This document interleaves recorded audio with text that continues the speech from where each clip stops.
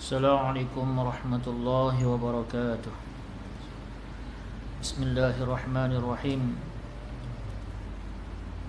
Alhamdulillah. Nahmaduhu wa nasta'inuhu wa nastaghfiruh wa nu'minu bihi wa natawakkalu alayhi wa na'udzu billahi min shururi anfusina wa min sayyiati a'malina. Man yahdihillahu fala mudilla lahu ومن يضلله فلا هادي له نشهد أن لا إله إلا الله وحده لا شريك له ونشهد أن سيدنا محمدا عبده ورسوله اللهم صل على سيدنا محمد وعلى آله وصحبه أجمعين أما بعد.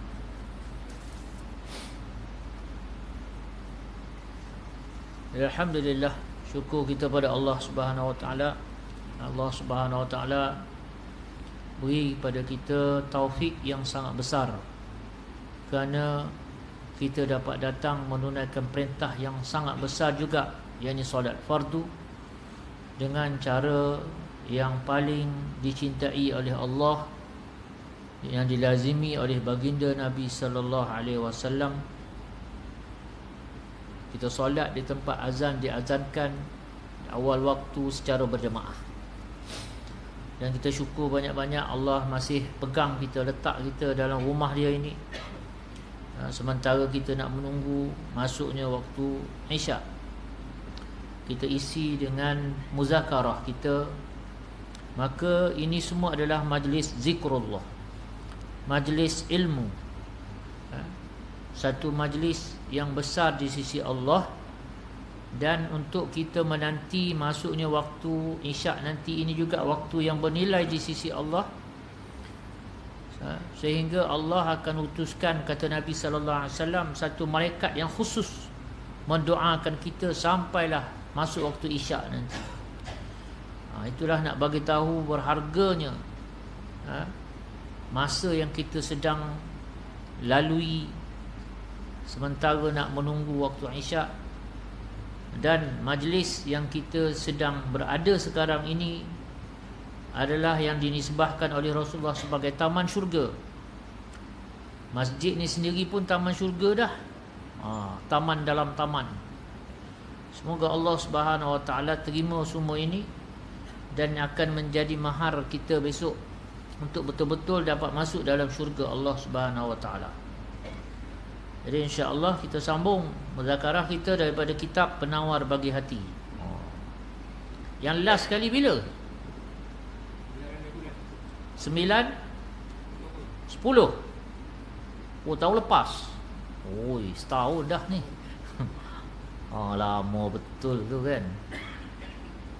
Setahun Mana saya pergi Bulan 11 tak datang, bulan 12 pun tak dapat datang kan. Minggu lepas pun tak datang. Minggu lepas tu saya dah hal lah. Alhamdulillah. Syukur pada Allah Subhanahu Wa Taala kita dapat adakan majlis. Kalau ikut catatan saya ni, kalau 9 dari bulan tu dah muka surat 95 dah. 95 cetakan Jawi lah. Jangan cari yang ada Rumi tu, lain muka surat dia nanti. Maknanya kita ni ada 5 muka surat je lagi nak tamat. Ada 5 muka surat lagi, khatam lah kitab kita ni setelah berapa puluh tahun. Lama saya rasa kan. 7 tahun.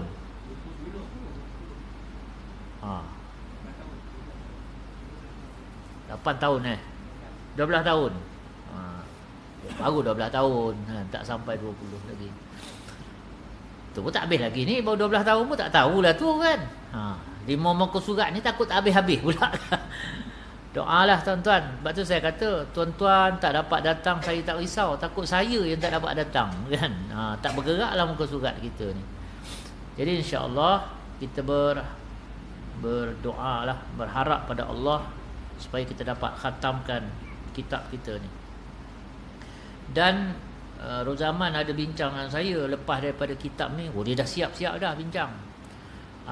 Apa pula kitab nak sambung? Saya kata kalau nak bidang tasawuf juga, saya nak cadangkan kitab, satu kitab yang ni peringkat tasawuf dalam Al-Quran, berdasarkan tafsir Imam Ibnu Juzai Al-Kalbi. Kitab ini hasil himpunan ataupun susunan CD Ustaz Raja Ahmad Mukhlis Al-Azhari. Jadi insya-Allah kalau apa ni, kita akan sambung dengan muzakarah daripada kitab itulah pula. Tasawuf dalam Al-Quran.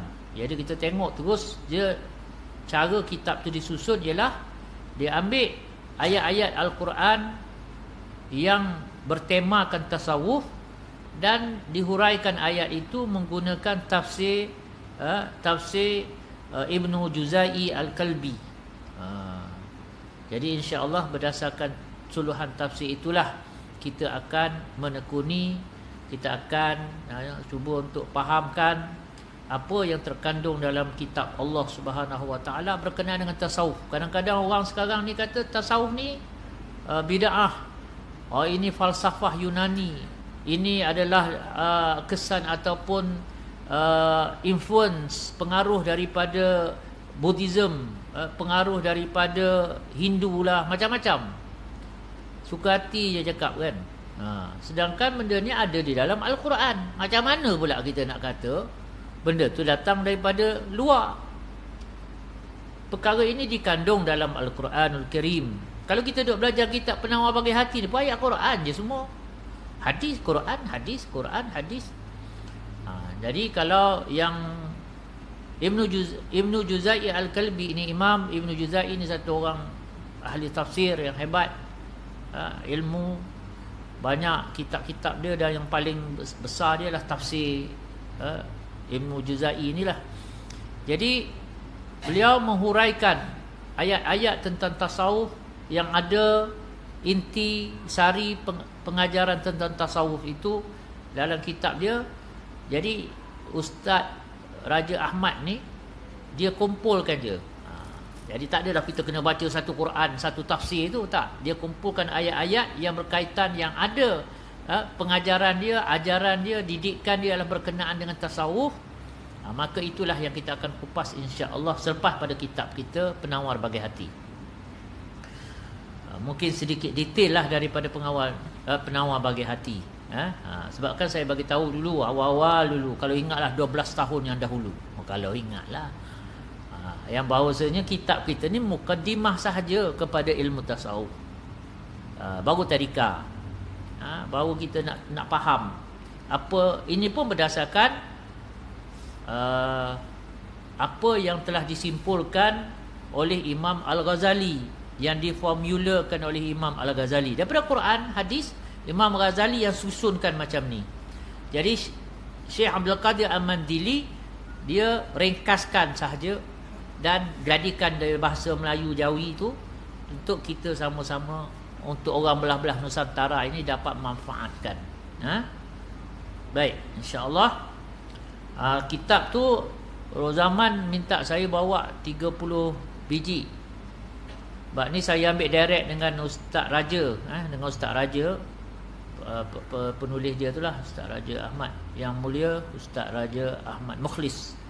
Satu ulama' muda lah. Nak banding dengan umur saya ni muda. Buku pertama yang dia tulis tu pun saya yang tulis, antara penulis pengantar buku dia minta saya lah. Tapi sebenarnya ilmu dia jauh lah daripada saya. Sangat hebat. Orang muda tapi Masya Allah sangat dalam, sangat hebat. Ada juga buku-buku dia yang berkenaan dengan tauhid. Saya baca pun tak berapa nak mula-mula tu rasa macam faham lah, betul rasa tak faham pula dah kan. Jadi maknanya saya pun nak kena banyak lagi. Sebab tu dia bahas secara lebih mendalam tentang tauhid. Tapi yang ni ialah tentang tasawuf.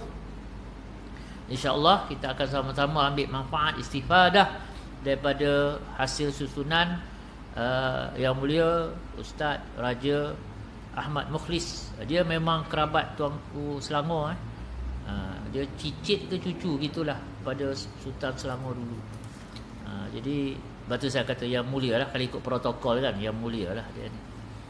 Jadi insyaAllah apapun kita sudahkan dulu dengan kitab Penawar Bagi Hati kita ni, yang merupakan hasil susunan Al-Allamah Al-Syekh Abdul Qadir Al-Mandili. Harga dia RM15. Tuan-tuan boleh dapatkan daripada Rozaman lah. Ada kat depan ni. Nanti boleh dapatkan daripada, bayar kat Rozaman lah. Jangan cari saya. Rozaman duduk dekat sini lagi mudah lah kan. Apa-apa saya berurusan dengan Rozaman, insya-Allah. Baik. Jadi kita sambung muzakarah kita ini masih lagi dalam bab yang ke-9. Jadi kitab yang terakhir daripada kitab. Ni kitab dalam kitab. Yang ni kitab kita ni Penawar Bagi Hati. Dalam kitab Penawar Bagi Hati dia ada 3 kitab kecil. Iaitu kitab yang pertama membicarakan tentang anggota tubuh manusia yang zahir yang 7. Kemudian kitab yang kedua membahaskan tentang 10 sifat-sifat mazmumah. Dan kitab yang ketiga membahaskan 10 sifat-sifat mahmudah. Jadi kita ni dah masuk 9. Kita ni dah masuk 9. Maknanya tinggal satu bab, kemudian masuk bab yang ke-10, habislah kitab kita ni, insya-Allah. Kecuali kalau kita yang habis dulu, wallahu a'lam. Baik. Kita pergi pada perenggan yang baru, muka surat 95, perenggan kedua tu. Maka jika engkau bertanya betapa aku himpun antara redha dengan qada Allah Ta'ala dan benci akan kufur dan maksiat, maka jika engkau, tuan-tuan, kita lah, jika engkau kat situ tu, maknanya kita pembaca ataupun yang duk belajar kitab dia ni, bertanya betapa aku tu maksudnya Syekh Abdul Qadir Al-Mandili, pengarang musannif kepada kitab kita ini. Dia kata betapa aku, maknanya macam manalah tuan Syekh Abdul Qadir, tuan boleh himpunkan antara redha dengan qada Allah dan benci akan kufur dan maksiat. Maknanya kita ada 2 perkara. Satu, kita belajar ni dalam bab redha. Bab redha, bab ke-9 ni pada menyatakan redha dengan qada Allah Ta'ala. Qada ni maksud dia yang ditetapkan, keputusan Allah, ketetapan Allah Ta'ala. Jadi dia kata kat sini macam mana kita nak harmonikan, nak himpunkan antara 2 perkara. Satu, redha dengan ketetapan Allah. Yang kedua, dengan kufur ataupun kita benci kepada kekufuran dan maksiat. Macam mana kita nak selaraskan 2 perkara ni? Sebab seolah-olahnya kita berbeza. Ia adalah perkara yang kontradik. Sebab apa dia kata gitu? Dan keduanya itu dengan qada Allah Ta'ala juga. Kan takkan berlaku satu perkara melainkan hanya dengan apa yang Allah hendak. Betul? Itu akidah. Jadi macam mana pula kita boleh kata kita kena benci kekufuran, kalau kekufuran itu yang diqadakkan oleh Allah Ta'ala? Maksiat, katalah satu orang ni pergi mencuri, buat maksiat lah tu. Kalau Allah tak izin berlaku pencurian itu, takkan berlaku kecurian tu. Betul? Itu akidah kita ahli sunnah wal jamaah. Satu helai daun pun takkan gugur melainkan dengan izin Allah. Apa yang kita buat ni semua berlaku hanya dengan izin Allah. Tak ada satu benda berlaku Allah tak maksudkan macam tu, tiba-tiba jadi macam lain. Tak ada, tak boleh. Mustahil boleh berlaku macam tu. Jadi macam mana sekarang ni kita kata kita ni apa-apa pun dengan qada Allah, ketetapan Allah, keputusan Allah, kita kena redha. Jadi kalau berlakulah satu orang mencuri, dalam masa yang sama kita kena benci perbuatan mencuri, kita kena hukum pencuri kalau ikut hukum undang-undang. Sedangkan kita kata kita kena redha. Jadi macam tak redha lah pula. Kita benci kekufuran, kita benci maksiat, seolah-olah kita tak terima qada Allah Ta'ala. Kita tak terima, tak dapat nak terima qada Allah, sebab tu kita benci. Sedangkan kat depan atas sebelum ni kita dah kata begitu begini semua daripada Allah, ada hikmah dia, ada semua. Jadi macam mana kita nak selaraskan antara 2 ni? Dua keadaan ni. Satu, perintah ataupun kita kata mesti benci kekufuran dan maksiat, kemungkaran. Dengan satu lagi nak redha dengan ketetapan Allah. Qada tu ketetapan. Apa yang diputuskan oleh Allah Subhanahu Wa Taala. Sebab kita kata, dia kata kat sini, dan keduanya. Apa keduanya? Apa maksud keduanya? Yang ini qada dengan kufur. Dua-dua tu daripada Allah. Allah yang buat. Kalau Allah tak izin buat, tak ada orang kufur. Kan Allah kata dalam Al-Quran, kalau aku tak, semua orang akan boleh jadi beriman. Tak ada satu orang pun yang tak beriman. Allah Ta'ala kata dalam Al-Quran, kalau aku mahu. Maksudnya, adanya kekufuran itu sebab ada keputusan dari Allah, kufur ini ada. Lepas tu kita pula kena benci kufur. Macam mana tu? Itu yang kita nak selesaikan masalah kat sini oleh Syekh Abdul Qadir Al-Mandili. Maka kata Syekh Abdul Qadir, nescaya aku jawab. Nah, dia tanya, kemudian dia jawab sendirilah. Bahawasanya kufur dan maksiat itu adalah baginya dua pihak. Ada dua sudut. Kekufuran, kemungkaran, maksiat, dosa, semua benda yang mungkar-mungkar yang tak betul tu, ada dua angle, ada dua sudut. Dua pihak. Masuk pihak ke sini maknanya ada dua sisi. Ada dua sisi kat situ. Apa dia? Pihak yang pertama, bahawasanya keduanya dengan qada Allah dan kehendaknya. Satu yang kita kena tetapkan, itu semua memang daripada qada Allah dan ketetapan Allah, keputusan Allah, kehendak Allah. Qada dan kehendak. Dia guna perkataan kat sini, qada dan kehendak Allah. Allah nak benda tu ada, sebab tu benda tu ada. Kalau Allah tak nak benda tu ada, takkan ada kekufuran, takkan ada pencurian, takkan ada perompakan, takkan ada perzinaan, takkan ada. Semua tu takkan ada. Takkan ada pengumpatan, takkan ada penfitnahan. Tak ada semua. Semua tak ada. Kenapa benda tu ada? Dari satu sisi, satu bab kita kata, ialah memang itu qada Allah. Tu satu kena pegang. Jangan sampai kita jadi khawarij. Mu'tazilah. Mu'tazilah dia lain. Khawarij dia lain pula. Jadi kita ahli sunnah wal jamaah, kita pegang yang tu dulu. Tu satu. Tu baru satu. Jangan tengok sebelah lah. Kena tengok dua-dua. Apa yang kedua? Maka daripada ini pihak, maknanya dari sisi sudut ini, wajib kita redha dengan keduanya. Kerana hakikatnya kita redha dengan qada Allah. Berhenti kat situ dulu. Melihat daripada sisi yang pertama ini semua memang yang Allah Ta'ala buat. Maka kewajipan iman kita ialah kita terima. Redha tu maksudnya kita accept. Inilah realitinya, inilah hakikatnya. Semua ni memang Allah yang nak benda tu ada. Ini semua qada Allah, kehendak Allah, ketetapan Allah. Faham ke tak ni? Saya risau tengok merenung tu satu macam. Saya takut renung saya ni jadi makin kecil, hilang terus. Faham Sisi yang pertama, bila kita kata sini semua berlaku dengan kehendak Allah, keputusan Allah, maka yang kita kena faham di sini, tuntutan iman kita di sini ialah kita redha dengan Allah dah buat macam tu. Memang Allah yang buat. Ada orang kafir, ada orang baik, ada orang jahat. Itu semua memang Allah buat. Kita redha dengan yang tu. Okey.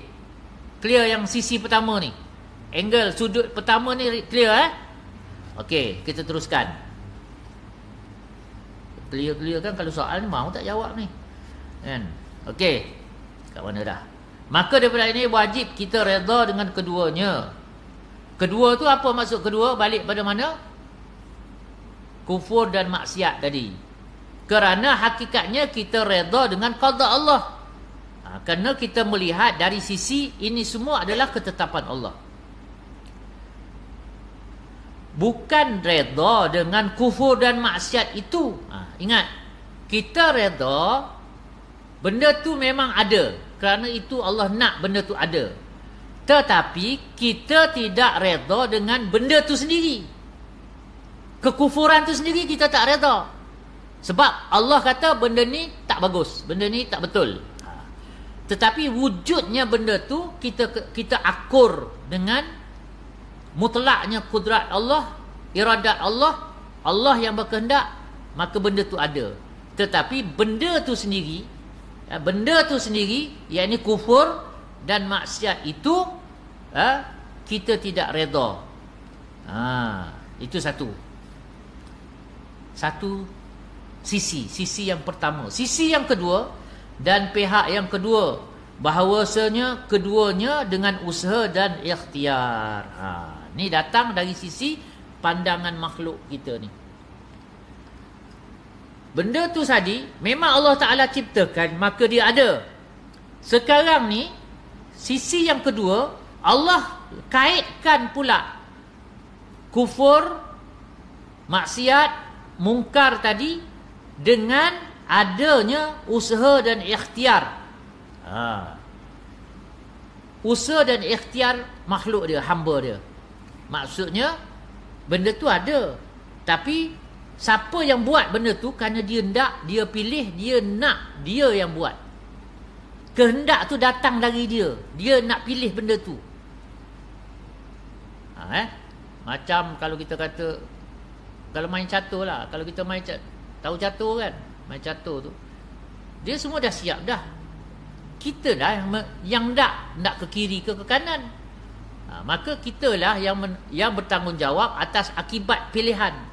Sebab itu perkataan ikhtiar di sini, apa maksud ikhtiar? Apa maksud ikhtiar? Pilihan. Ingat tu. Ikhtiar di sini maksud dia pilihan. Kita ni diberi kuasa oleh Allah Ta'ala. Allah Ta'ala jadikan manusia ni dan jin. Jin pun sekali juga, sebab dia pun ada dosa pahala, mempunyai sifat ikhtiar. Apa maksud ikhtiar? Ikhtiar bahasa Arab, bukan ikhtiar bahasa Melayu. Ikhtiar dalam maksud kemampuan membuat pilihan, kebolehan membuat pilihan. Kita nak yang tu, nak yang ni. Kita ada kehendak. Allah bebaskan kita ada kebolehan, kemampuan berkehendak, berikhtiar tadi, membuat pilihan tadi. Maka bila kita pilih kufur, seseorang itu, auzubillah, bukan kita lah, orang lain lah kan. Mana jika seseorang hamba Allah, manusia itu memilih kufur, dia bertanggungjawab atas pilihan dia. Dan yang ini yang kita kena benci. Bukan kita benci dengan apa yang Allah dah buat, tetapi kita benci kepada benda tu sendiri, sebab Allah yang kata benda tu tak elok. Dan orang yang berbuat maksiat, maka daripada ini pihak wajib kita benci daripada keduanya. Itu perkara. Jadi dia tak berlawanan lah dengan kita kata redha dengan ketetapan Allah. Sebab sudutnya tu sekarang ialah kita lihat daripada sudut bertanggungjawabnya orang itu memilih apa yang Allah dah sediakan. Allah dah buat dah, yang halal, yang haram, yang baik, yang tak baik, yang beriman, yang kufur. Wa hadainahun najdain. Allah Ta'ala kata dalam Quran, wa hadainahun najdain, kami dah tunjukkan kepada mereka dua jalan. Dua jalan. Jalan syurga, dalam neraka. Allah tunjukkan, Allah sediakan kedua-duanya. Tinggal kita lah pilih. Pernah dalam satu riwayat, Nabi nak bagi kita faham. Nabi bagi tahu, setiap kita ni ada satu rumah dalam neraka, ada satu rumah dah dalam syurga. Maknanya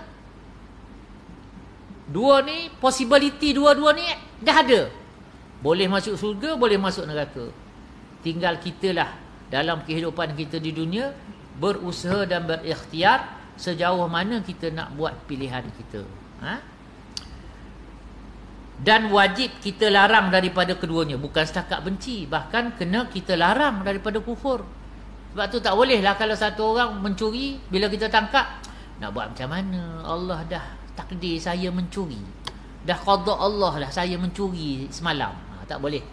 Kita tak boleh terima alasan itu sebab tadi, sebab Allah memang ciptakan perbuatan mencuri itu wujud, tetapi nak mencuri ke tidak kita pilih. Dan bila kita yang pilih, kita bertanggungjawab atas pilihan.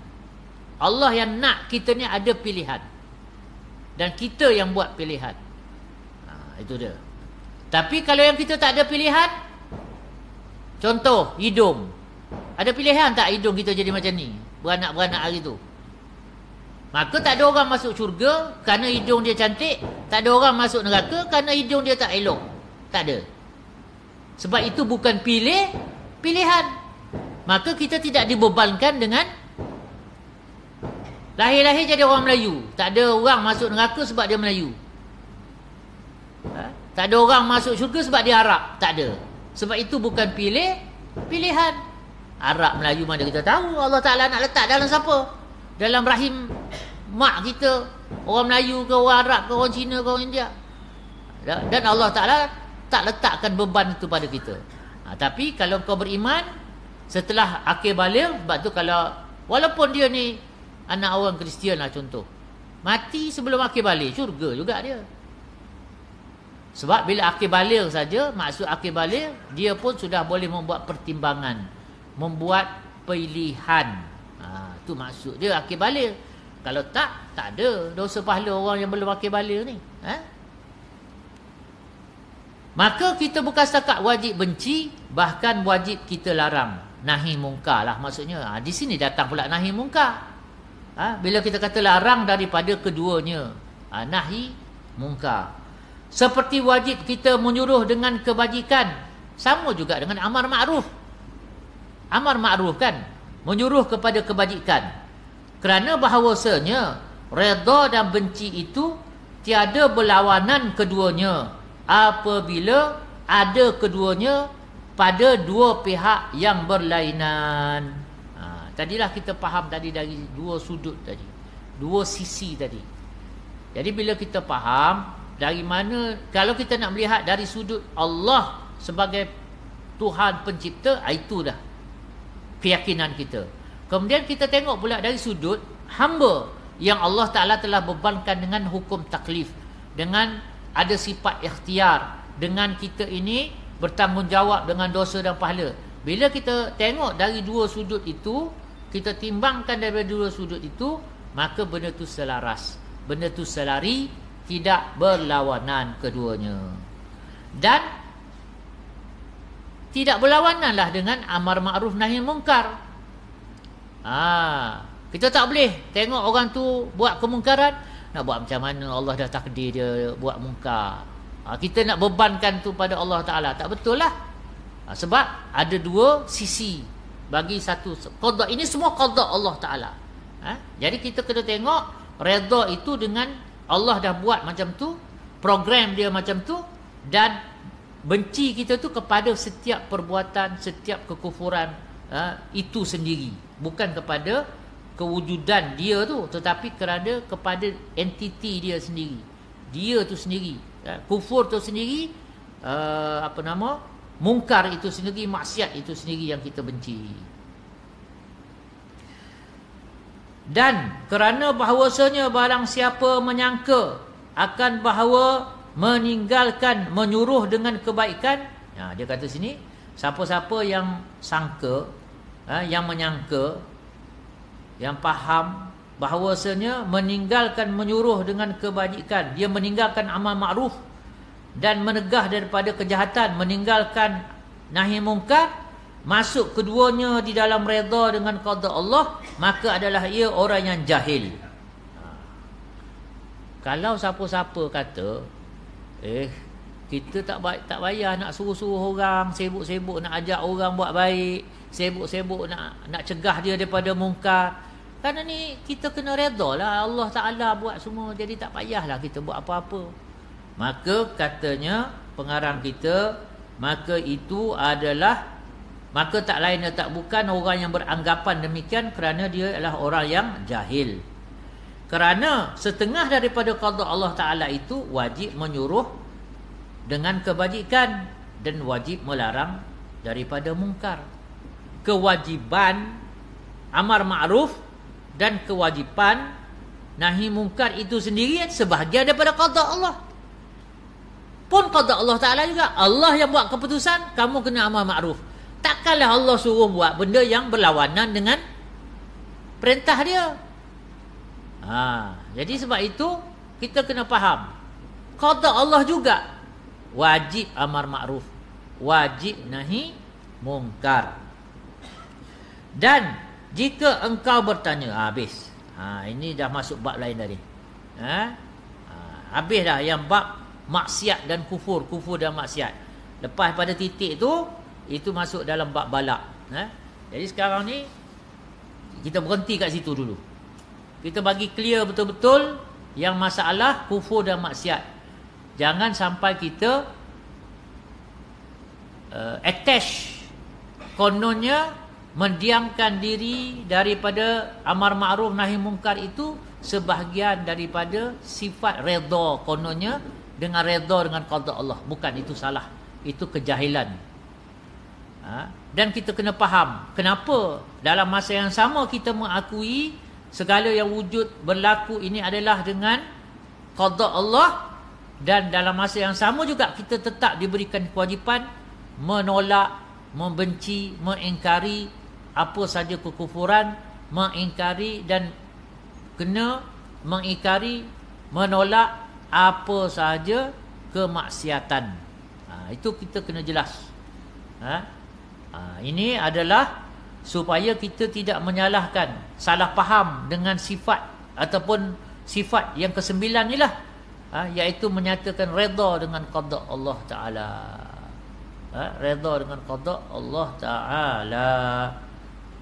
Jadi kita malam ni kita, kalau sambung lagi dia dah masuk bab lain. Dia masuk bab bala. Macam mana kita redha dengan bala dan kita benci, kita ataupun kita tak suka dengan bala itu, adakah termasuk dalam tidak redha dengan qada. Jadi itu kita akan huraikan berdasarkan apa yang dibawa ni. Cuma malam ni clear tak yang masalah kufur dan maksiat ni? Okey Ada soalan? Ada soalan tu tahan sikit. Jangan saya yang soal. Yang itu hara sikit. Ada soalan. Ada soalan tu okey. Kalau saya nak soal lah, nak tahu faham ke tidak. Orang yang kat depan dululah yang kecut perut kan. Allah silap aku duduk depan malam ni kan. Patutlah dia orang duduk belakang. Selamat. Yalah nasib baik lah kan. Kalau dalam kelas belakang pun tak selamat. Ini dah saya duduk je kat sini kan. Tapi tak tahu. Ini penting tuan-tuan. Ini okey, ingat. Kitab kita kitab tasawuf. Okey, tasawuf kan. Tetapi kenapa dibahaskan perkara ni? Kerana ini sebenarnya lebih kepada akidah. Lebih kepada akidah. Dalam bawah bab, kalau rukun iman, bab apa dia? Qada dan qadar. Beriman dengan qada dan qadar. Tetapi walaupun kita sekarang ni kitab tasawuf, kita bicara dari sudut tasawuf, nak bagi tahu tasawuf ini dia bukan berlainan dengan, berasingan dengan akidah. Islam ni satu je, akidah ke syariat ke tasawuf ke sama je sebenarnya. Cuma kita ni belajar, ada masa kita belajar dari angle akidah. Macam yang kat sini, jangan sampai kita menggunakan perbahasan tasawuf ini untuk menyimpangkan kita daripada akidah. Akidah tu tetap. Akidah ni, apa maksud akidah? Aqdun, simpulan. Itu memang dah tersimpul tak boleh buat apa dah. Simpul mati dah yang tu. Itu kita kena pegang. Jadi di sinilah yang kita kena faham. Sebab kadang-kadang bila kita belajar tasawuf, dia melibatkan perkara zauqi, perkara rasa. Jadi rasa ni kadang-kadang kalau kita tak simpul dia betul-betul, dia boleh menyebabkan kita terbebas daripada simpulan akidah. Itu yang kita takut. Lah sekali tak payah semayang kan. Tak payah semayang lah sekali. Kalau tanya, ada dalil dia. Wa aqimis salata li zikri. Dirikanlah solat untuk ingat aku. Dah saya ingat Allah Ta'ala sepanjang masa dah. Cukup dah tu. Dah kita pula terkapai nak jawab kan. Dia baca ayat Quran dah. Sekali dia baca ayat Quran dah kan. Kita pun kalutlah WhatsApp ustaz. Ustaz, macam mana ustaz nak jawab ni ustaz? Ustaz, macam mana ustaz? Kalau kita dah belajar, tak ada masalah. Dia mudah je benda gitu. Sebab kita kena ingat balik, siapa yang bapak segala tasawuf, yang paling makrifat dengan Allah Ta'ala, siapa? Siapa? Rasulullah lah. Takkanlah makrifat Rasulullah tu lagi kurang daripada kita, atau kurang daripada mana-mana wali, atau kurang daripada mana-mana ulama, kurang daripada mana Tok Guru. Ada Tok Guru lebih daripada Rasulullah. Setan ni dia tipu sikit je. Baca ayat Quran kita terus. Itu Rasulullah tak baca ayat Quran tu, dia lah yang terima ayat tu. Mana yang lebih faham ayat tu dengan Tok Guru tadi? Rasulullah lah yang lebih faham. Rasulullah semayang ke tak? La ilaha illallah. Bukan setakat semayang 5 waktu, semayang sunat pun sampai bengkak kaki. Tiba-tiba awak yang dapat makrifat ni dah tak payah pula semayang. Kan tu. Ini yang masalah dia. Jadi tasawuf ni tak salah. Tasawuf ni pun daripada Quran hadis ni, insya-Allah kitab yang kita dapat direct kita ambil daripada Quran. Bahas tentang apa tasawuf dalam Al-Quran. Tapi sekarang bila yang tukar sarahnya tu tak betul. Dan kita kena ingat, Rasulullah ni adalah neraca kita. Apa-apa pun tengok Rasulullah. Rasulullah semayang sunat, bukan semayang wajib tak payah ceritalah. Semayang sunat pun sampai bengkak kaki, tiba-tiba awak pula dah tak payah semayang. Kan dah nampak sangat tu. Tapi ingat tuan-tuan, setan ni guna macam-macam cara, macam-macam orang dia akan pakai. Kan? Wakil kerajaan langit pun boleh datang, macam-macam nanti. Jadi kita kena ingat tentang perkara tu betul-betul, insya-Allah. Jadi kita berhenti pada malam ni kat sini. Kita akan sambung lagi nanti, insya-Allah, bab yang seterusnya berkenaan dengan redha dengan bala, redha dengan musibah. Ni selalu duk musibah kita ni kan, insya-Allah. Kita azan dulu, insya-Allah. Ini berapa bulan? 15.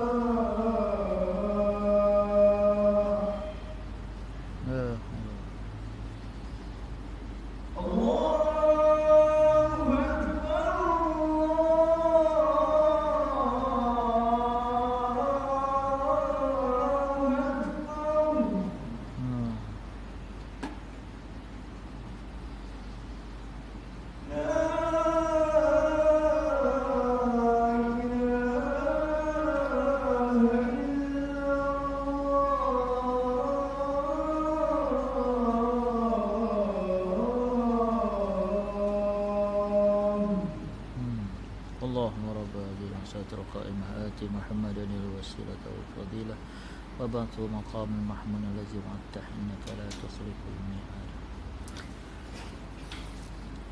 Jadi insya-Allah kita azam untuk kita sama tamatkan kitab penawar bagi hati kita, dan insya-Allah kita sambung dengan kitab lain. Semoga ini semua akan membantu kita untuk kita dapat membersihkan hati kita dan kita dapat hampirkan diri kita dengan Allah Subhanahu Wa Taala.